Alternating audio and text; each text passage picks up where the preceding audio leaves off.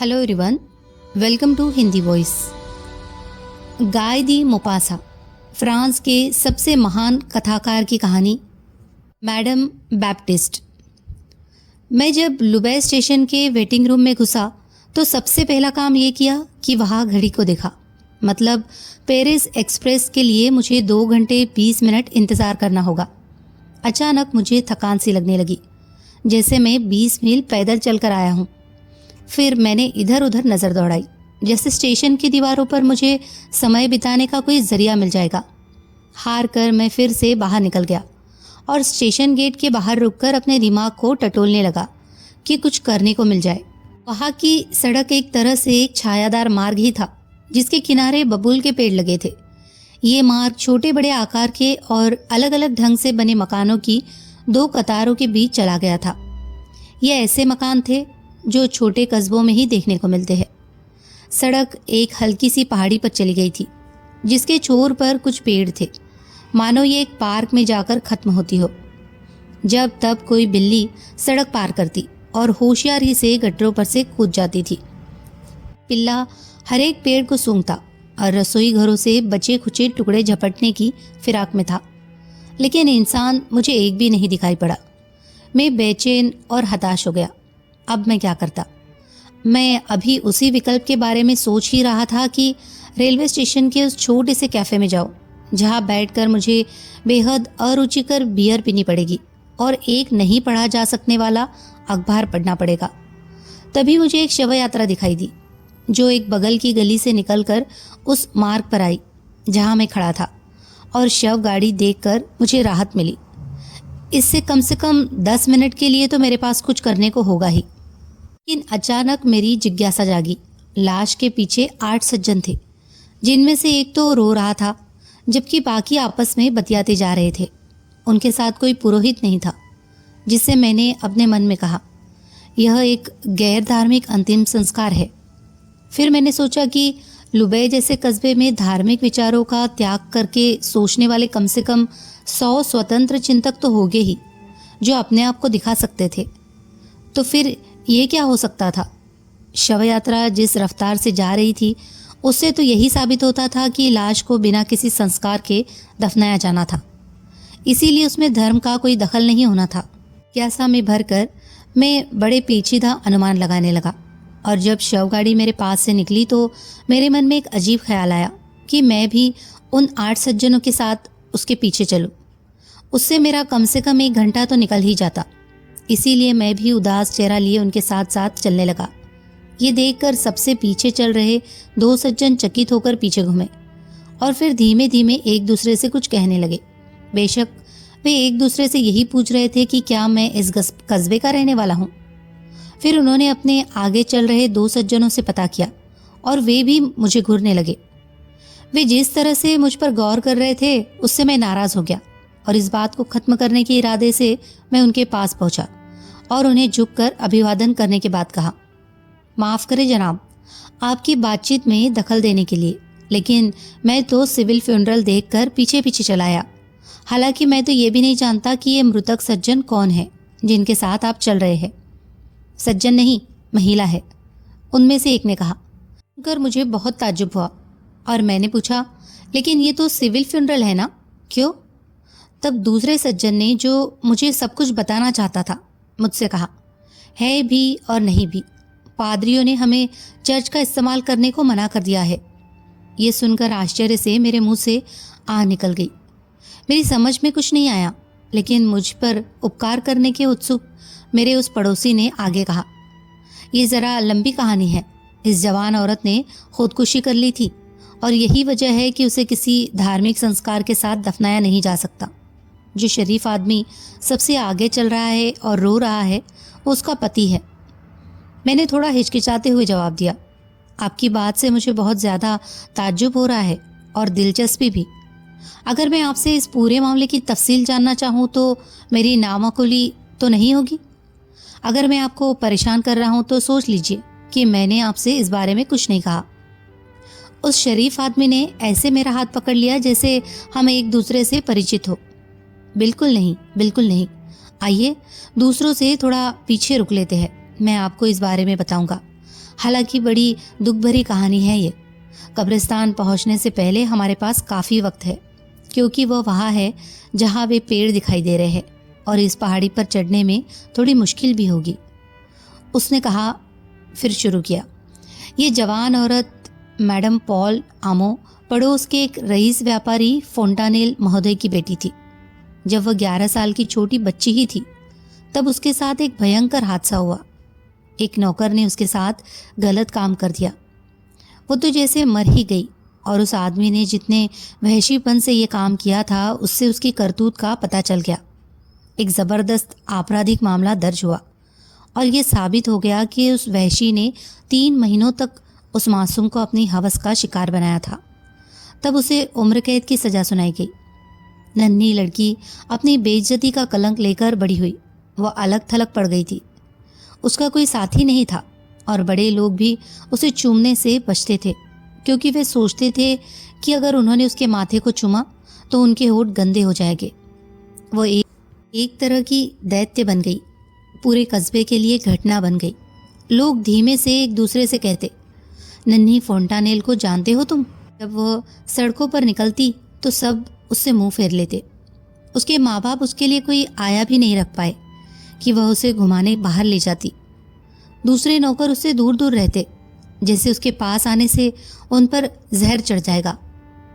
जब बच्चे हर दोपहर बाद खेलते तो उस बेचारी बच्ची को देखकर तरस आता था।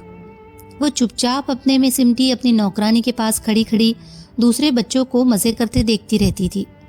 कभी कभी दूसरे बच्चों के साथ खेलने की इच्छा को वो दबा नहीं पाती थी और सहमी सहमी घबराई सी आगे बढ़ती।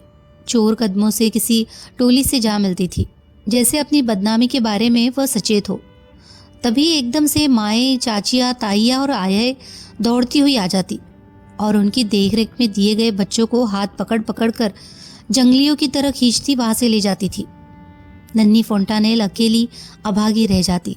उसकी समझ में नहीं आता कि इसका क्या मतलब है। उसका दिल दुख से टूट जाता। वो रोने लगती। फिर वह सुबकती हुई दौड़ जाती और अपनी आया की गोद में अपना सिर छिपा लेती। जब वह बड़ी हुई तो स्थिति और भी खराब हो गई। लोग लड़कियों को उससे दूर रखते, मानो उसे प्लेग हो गया हो। याद रखने वाली बात है कि उसे कुछ भी नहीं सीखना था, कुछ भी नहीं। अब उसे दुल्हन बनने का अधिकार नहीं रह गया था। वह पढ़ने लायक होने से पहले ही उस रहस्य को जान चुकी थी, जिसका अंदाज़ा भी माएँ अपनी बेटियों को नहीं लगने देती, और उनकी शादी की रात भी उन्हें वह सब बताने में वे काँप जाती है। जब वह सड़कों से, गलियों से गुजरती थी तो हमेशा उसके हाथ एक गवर्नेंस होती थी, मानो उसके माँ बाप को डर था कि उसके साथ फिर से कोई नई भयंकर अनहोनी न हो जाए। ऐसे में उसकी आंखें उस रहस्यमय अपमान से झुकी रहती थी, जिसका बोझ वो हमेशा अपने ऊपर महसूस करती थी। दूसरी लड़कियां जो खुद इतनी मासूम नहीं थी जितना लोग उन्हें समझते थे, उसकी तरफ जानबूझकर देखती थी और कुछ कुछ फुसफुसाती, खीखी करती थी, और अगर वह उनकी तरफ देख लेती तो वे फौरन अन्यमनस्क होकर मुंह फेर लेती थी। बहुत कम लोग उससे अभिवादन करते थे। बस कुछ ही आदमी थे जो अभिवादन में उसके लिए सिर झुकाते थे। माएँ उसे न देखने का बहाना करती थी, जबकि कुछ बदमाश उसे उस नौकर के नाम पर मैडम बैप्टिस्ट कहते थे, जिसने उसे बर्बाद किया था। कोई भी उसके मन की आंतरिक पीड़ा को नहीं समझता था, क्योंकि वह बोलती बहुत ही कम थी और हंसती बिल्कुल भी नहीं थी। खुद उसके माँ बाप उसकी मौजूदगी में अपने आप को असहज महसूस करते थे, मानो उन्हें किसी असाध्य अपराध के लिए उससे लगातार शिकायत थी। कोई ईमानदार आदमी अपना हाथ किसी आज़ाद मुजरिम को जानबूझकर नहीं देगा, भले ही वह मुजरिम उसका अपना ही बेटा क्यों हो। और उस लड़की के माँ बाप अपनी बेटी को वैसे ही देखते थे जैसे वे अपने उस बेटे को देखते जो अभी अभी जेल से छूटा हो। वह खूबसूरत और पीली छरहरी देखने में सबसे अलग थी, और जनाब, अगर उसके साथ वह दुर्भाग्यपूर्ण घटना न जुड़ी होती तो मुझे वह बहुत पसंद आती। ये 18 महीने पहले जब यहाँ एक नए उप प्रशासक की नियुक्ति हुई तो वह अपने प्राइवेट सेक्रेटरी को भी साथ लेकर आए। वो एक अजीब किस्म का इंसान था। लगता है वो पेरिस में विद्यार्थियों के इलाके लैटिन क्वार्टर में रहता था। उसने कुमारी फोंटानेल को देखा और उससे प्यार करने लगा। जब उसे उस घटना के बारे में बताया गया तो उसने बस इतना कहा कि वाह, ये तो भविष्य की गारंटी है, और मैं तो कहूँगा कि ये अच्छा ही हुआ कि मेरे शादी करने के बाद न होकर ये पहले ही हो गया। इस औरत के साथ मैं चैन से सोऊंगा। उसने उसे प्रणय निवेदन किया, उसका हाथ मांगा और उसे शादी कर ली। फिर क्योंकि उसमें निडरता की कमी नहीं थी, वो लोगों से इस तरह मिलने गया जैसे कुछ हुआ ही ना हो। कुछ लोगों ने उन्हें लौटा दिया, दूसरों ने नहीं लौटाया, लेकिन आखिर में लोग उस घटना को भूलने लगे और लड़की को समाज में उसकी सही जगह मिल गई। वह अपने पति को देवता की तरह पूजती थी, क्योंकि उसने उसे उसकी इज्जत, उसकी सामाजिक जिंदगी वापस दी थी और लोगों की राय को धत्ता बता दिया था। अपमान सहे थे और थोड़े में कहे तो ऐसा हिम्मत का काम किया था जो बहुत कम आदमी कर पाते हैं। उसके दिल में अपने पति के लिए अपार प्यार था। जब वह गर्भवती हो गई और लोगों को इसका पता चल गया तो सबसे खास लोगों और सबसे ज़्यादा हुज्जत करने वालों ने भी उसके लिए अपने दरवाजे खोल दिए, जैसे मातृत्व ने उसे सचमुच शुद्ध कर दिया था। है तो ये हंसने वाली बात, लेकिन सच है। सब कुछ अपने हिसाब से ठीक चल रहा था कि अभी उस दिन हमारे कस्बे के संरक्षक संत का भोज पड़ा। कर्मचारियों और अधिकारियों से घिरे उप प्रशासक ने संगीत प्रतियोगिता की अध्यक्षता की और जब उन्होंने अपना भाषण पूरा कर लिया तो पदक बांटने की बारी आई। उनके निजी सचिव पॉल आमो ने विजेताओं को पदक पकड़ाए। आप तो जानते ही हैं, ऐसे लोग तो हमेशा होते ही हैं जो ईर्ष्या और वैर भाव की वजह से सारी मर्यादा भूल जाते हैं। कस्बे की सारी भद्र महिलाएं मंच पर थी। बारी आने पर मूर मिलियन गांव का बैंड मास्टर वहां आया। इस बैंड को दूसरे दर्जे का पदक मिलना था, क्योंकि सभी को तो पहले दर्जे का पदक नहीं दिया जा सकता। जब निजी सचिव ने उसे उसका पकड़ाया तो उस आदमी ने उसे उसके मुंह पर दे मारा और तमकदार बोला, ये मेडल तुम बैप्टिस्ट के लिए रखो। तुम पर उसका पहले दर्जे का मेडल बकाया है, जैसे मेरा भी है। वहाँ बहुत सारे लोग थे जो हंसने लगे। आम लोग न तो उदार होते हैं और न सभ्य। सबकी आंखें उस बेचारी महिला की तरफ उठ गई। आपने कभी किसी औरत को पागल होते देखा है जनाब? देखिए, हम वहाँ मौजूद थे। वह खड़ी हो गई और लगातार 3 बार पीछे अपनी कुर्सी पर गिरी, मानो वहाँ से बचकर भाग जाना चाहती हो। लेकिन उसने देखा कि वह भीड़ में से होकर नहीं निकल सकती। फिर भीड़ से एक और आवाज़ आई, अरे अरे मैडम बैप्टिस्ट। और फिर भीड़ से हंसी और रोष का मिला जुला शोर उठा। बार बार इस शब्द को दोहराया गया। लोग उस दुखी औरत का चेहरा देखकर पंजों के बल खड़े हो गए। आदमियों ने अपनी बीवियों को बाहों में उठा लिया ताकि वे उसे देख सके। लोग पूछने लगे, कौन सी है वो नीले कपड़ों वाली? लड़के मुर्गों की तरह बांग देने लगे और हर तरफ से हंसने की आवाज़ें आने लगी। अब वह अपनी कुर्सी पर हिलडुल भी नहीं रही थी, मानो भीड़ को दिखाने के लिए उसे वहां जड़ दिया गया था। वह न तो हिलडुल सकती थी, न गायब हो सकती थी और न ही अपना चेहरा छिपा सकती थी। उसकी पलकें जल्दी जल्दी झपक रही थी, जैसे एक साफ रोशनी उसके चेहरे पर चमक रही हो, और ऐसे आफ रही थी जैसे खड़ी चढ़ाई वाली पहाड़ी पर चढ़ते समय घोड़ा हांफता है। ऐसा दृश्य था कि देखने वाले का दिल ही टूट जाए। बहरहाल इस बीच जनाब आमो ने उस बदमाश का गला पकड़ लिया और वे अफरा तफरी के माहौल में एक दूसरे को लेकर ज़मीन पर लुढ़क रहे थे। समारोह बीच में ही रुक गया था।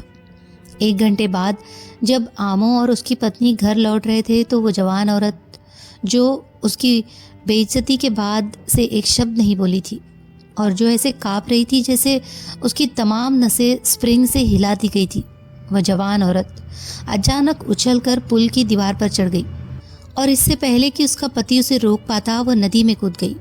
मेहराबों के नीचे पानी बहुत गहरा है। उसकी लाश मिलने में 2 घंटे लग गए। वह मर चुकी थी। यहाँ आकर वह आदमी रुक गया और आगे बोला। उस स्थिति में उसके लिए शायद यही करना सबसे अच्छा था। कुछ बातें ऐसी होती है जिन्हें मिटाया नहीं जा सकता। अब आप समझ ही गए होंगे कि पादरी ने उसे चर्च में लाने देने से क्यों मना कर दिया। अगर ये धार्मिक अंतिम संस्कार होता तो सारा कस्बा यहाँ मौजूद होता। लेकिन आप समझ सकते हैं कि उसकी खुदकुशी और उस घटना की वजह से परिवार उसके अंतिम संस्कार में शामिल नहीं हो रहा है। फिर ऐसे अंतिम संस्कार में शरीक होना यहाँ कोई आसान बात नहीं है जो धार्मिक रीति से नहीं हो रहा हो। हम कब्रिस्तान के गेट से होकर आगे बढ़े। इस कहानी ने मुझे इतना अधिक प्रभावित किया कि मैं ताबूत को कब्र में उतारे जाने तक वहीं रुका रहा। फिर मैं बेचारे पति के पास गया जो जोर जोर से सुबक रहा था। मैंने गर्मजोशी से उसका हाथ दबाया। उसने आंसू से तर अपनी आंखों से चकित होकर मुझे देखा और बोला, शुक्रिया जनाब। मुझे इस बात का अफसोस नहीं हुआ कि मैं शव यात्रा के पीछे पीछे क्यों चला आया। कहानी अगर आपको पसंद आई हो तो प्लीज़ इसे लाइक करें, शेयर करें और कमेंट करें और हमारे चैनल को सब्सक्राइब करना ना भूलें। धन्यवाद।